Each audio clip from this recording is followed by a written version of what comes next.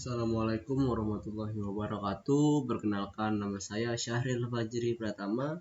Kali ini saya akan mempresentasikan tugas ke-12 dari mata kuliah Teori Bahasa dan Automata dengan dosen pengampu yaitu Pak Febi Febriansyah. Oke, pertama-tama perkenalkan, nama saya Syahril Fajri Pratama, NPM 257051017, mahasiswa S1 Ilmu Komputer kelas C. Kali ini saya akan membahas tentang pushdown automata.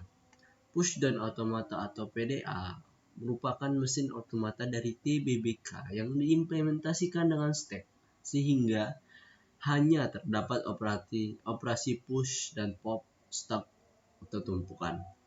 Sedangkan stack atau tumpukan adalah suatu struktur data yang menggunakan prinsip LIFO atau LIFO, kepanjangan yang kependekan dari last in first out. Jadi berdasarkan stack ini, tumpukan ini, elemen-elemen yang pertama kali masuk itu akan pertama kali keluar, sedangkan yang terakhir masuk itu bakal terakhir keluar. Maksud saya yang terakhir kali masuk itu akan menjadi yang pertama kali keluar gitu. Jadi sebuah stack selalu memiliki top of stacks dengan elemen-elemen stack itu yang akan masuk ke dalam stack dengan metode push dan akan keluar dari stack dengan metode pop.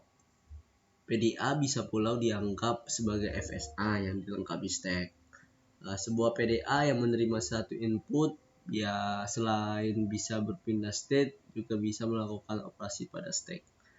Kondisi atau konfigurasi pushdown automata suatu saat akan dinyatakan dengan stack dan state and start. Kemudian kita akan lanjut membahas lebih dalam tentang pushdown automata. Agar dapat menggunakan model automata yang bahasa konteks free, maka diperlukan yang pertama sebuah stack atau memori pushdown yang dapat menyimpan sederetan simbol dengan panjang yang sebarang dan tak berhingga. Sedangkan yang kedua diperlukan selama proses pembacaan simbol pada stack, simbol teratas pada sebuah stack PDA memiliki kemungkinan sebagai berikut. Stack tidak dapat diubah atau simbol pada stack teratas akan dihapus atau akan dipop dan digantikan dengan simbol yang lain dengan cara push. Juga ada kemungkinan stack tidak bisa dibaca. Kemudian kita akan bahas tentang jenis transisi pada PDA. Jenis transisi pada PDA pada umumnya terdapat dua jenis transisi. Transisi dengan memakai suatu simbol input bergantung pada simbol input, simbol pada top stack, dan state. Terdapat sejumlah pilihan yang mungkin. Setiap pilihan terdiri dari state berikutnya, yang simbol-simbol atau satu atau beberapa bahkan kosong. Untuk mengganti simbol pada top stack, penggantian simbol pada top stack bisa berubah push untuk satu atau beberapa simbol, bisa berubah pop untuk simbol kosong setelah membuat pilihan. Kemudian, PDA membaca simbol input berikut. Disebut transisi closure mirip dengan yang pertama, kecuali dilakukan tanpa membaca input.